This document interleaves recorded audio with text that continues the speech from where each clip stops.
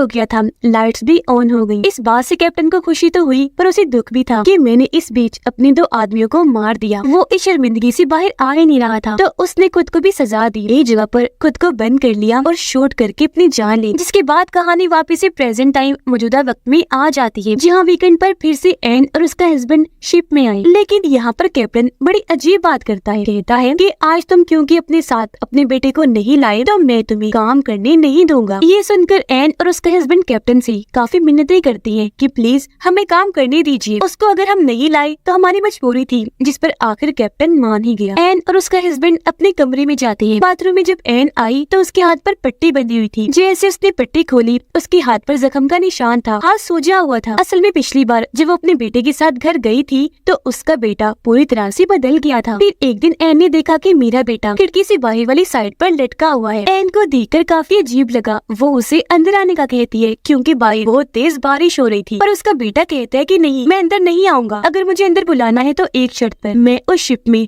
अब दोबारा वापस कभी नहीं जाऊंगा, क्योंकि वहाँ पर बहुत सारी डरावनी आत्माएं हैं जो मुझे डरा रही थी। उन्होंने मेरी जान लेने की भी कोशिश की, मुझे उनसे बहुत डर लगता है तो मैं नहीं जाऊंगा। तब एन अपना हाथ आगे करके उसे बड़े प्यार से समझा रही होती है और धीरे धीरे खिड़की की तरफ आगे बढ़ रही थी। और अब जैसे वो अपना हाथ खिड़की से बाहर निकालती है, एकदम से ही खिड़की बंद हो जाती है, जिसमें उसका हाथ आ गया। वो काफी जख्मी हो गई, दर्द से चिल्लाने लगती है और अब ये सारी बातें याद करके वो काफी डर जाती है। रात को जब वो अपने कमरे में सो रही थी तो तभी उसे अजीब सी डरावनी आवाजें सुनाई देने लगती हैं। तभी उसके मोबाइल में से डरावना सा हाथ भी स्क्रीन तोड़कर बाहर आने लगता है। डरावनी आवाजों की वजह से एन की आंख खुल गई। वो जब अपना मोबाइल चेक करती है तो स्क्रीन टूटी हुई थी और अब अचानक से ही मोबाइल के अंदर से डरावना सा हाथ बाहर आकर उसका गला पकड़ लेता है। हाथ उसका गला छोड़ ही नहीं रहा था, इसीलिए अपनी जान बचाने के लिए एन एक पेन को हाथ में ही घुसा देती है, पर फौरन ही वो हाथ गायब हो गया और पेन उसके अपने जख्मी हाथ पर लग जाता है, जिससे हाथ और ज्यादा जख्मी हो जाता है। एक तो वो डरी हुई थी, ऊपर से उसे दर्द हो रही थी। वो घबराती हुई पीछे हटने लगती है और अब जैसे उसने मुड़कर देखा, वहाँ पर लाशें ही लाशें थी, जो देखकर वो और ज्यादा डर जाती है। मदद के लिए पुकारने लगी। इतनी ही देर में उसके हस्बैंड अंदर आ जाता है और जब उसने एन की ऐसी हालत देखी वो भी काफी डर गया। और क्योंकि ये दोनों शिप में थे इसलिए वो उसे वहाँ से बाहर काउंटर पर ले आया। एना के हाथ की मरहम पट्टी करता है। यहाँ वो उसे बताती है कि जब हमारा बेटा खिड़की से बाहर लटका हुआ था तब उसके अंदर उसकी अपनी आत्मा नहीं थी, मैंने उसके अंदर किसी और की ही आत्मा को देखा और वो आत्मा और किसी की नहीं बल्कि डेविड की बेटी की थी, क्योंकि हमारे बेटे को जब पूल में खींचकर उसने जान बचाई थी तो पूल में गिरते ही उसकी आत्मा हमारे बेटे के अंदर चली गई, जबकि हमारे बेटे की आत्मा वही रह गई। मतलब कि इनके बेटे की आत्मा अभी भी इस शिप के अंदर ही है। तो अब ये दोनों अपने बेटे की आत्मा को ढूंढने ही शिप में आए हैं। शिप का कैप्टन जो काफी देर से इन पर नजर रखे हुए था, उसे दोनों पर शक हो जाता है, इसीलिए वो अपनी गन निकालकर उस तरफ जाता है जहाँ पर ये दोनों जा रहे थे। ये दोनों नीचे तहखाने में जा रहे थे जहाँ पर पूल है, जहाँ पर इन्हें इनके बेटे का कैमरा दिखता है जिससे उसने उस साई की तस्वीर बनाई थी। ये दोनों कैमरा के रोल को निकाल लेती हैं क्योंकि इन्हें पता था कि इसमें जरूरी तस्वीरें हो सकती हैं। साथ ही एन का हस्बैंड यहाँ पर पूरे शिप को स्कैन करने लगता है, जिसमें जो से एक चेम्बर दिखता है, यानी वही जगह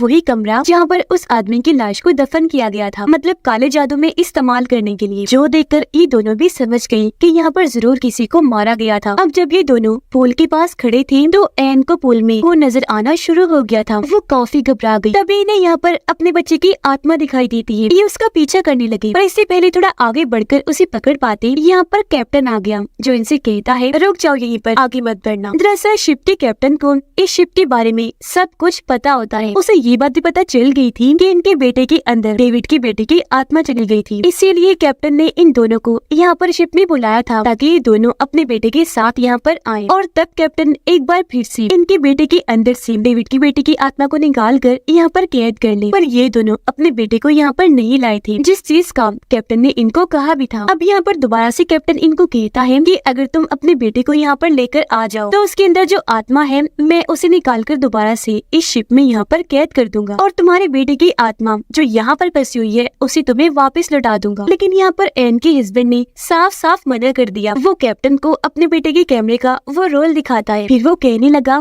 कि इसमें जो तस्वीरें और वीडियोस हैं वो मैं पूरी दुनिया को दिखाऊंगा और शिप की सच्चाई को पूरी दुनिया के सामने ले आऊंगा। ये सुनकर कैप्टन को गुस्सा आ गया। वो उस पर गोलियां चलाने लगता है, लेकिन वो वहाँ से भाग गया, जैसे तैसे बच जाता है। दूसरी तरफ एन जो अपने बेटे की आत्मा को ढूंढ रही थी, उसके सामने अचानक डेविड, उसकी वाइफ और उसके अपने अपने ही बेटे की आत्मा आकर खड़ी हो जाती है। उसका बेटा कहता है कि मोम, मैं चाहता हूँ आप भी हमारे साथ इसी शिप में रहो, पर उसने साफ साफ मना कर दिया। अब पता चला कि अगर किसी आत्मा को इस शिप से बाहर निकलना है तो उसे एक जिस्म की जरूरत होगी जिसके अंदर जाकर वो यहाँ से बाहर निकल सकती है। जैसे कि उस आदमी की आत्मा ने डेविड के जिस्म को इस्तेमाल किया था यहाँ से निकलने के लिए। फिर अगली सुबह दिखाया गया कि एन और उसके हस्बैंड बहुत ज्यादा खुश होते हैं, साथ ही उनकी हाव भाव भी काफी बदले हुए थे। असल में हुआ ये कि इन दोनों ने डेविड और उसकी वाइफ की आत्मा के साथ एक सौदा कर लिया था, जिसके मुताबिक इन दोनों के जिस्मों के अंदर अब डेविड और उसकी वाइफ की आत्माएं यानी कि इनके जिस्मों को इस्तेमाल करके वो शिप से बाहर निकल आई हैं, जबकि इन दोनों की आत्माएं यानी कि एन और उसके हस्बैंड की वो शिप में अपने बेटे के साथ है। एन और उसका हस्बैंड जिनके अंदर असल में डेविड और उसकी वाइफ की आत्मा थी, शिप से बाहर निकलने से पहले कैमरा रोल को डस्टबिन में फेंक देते हैं,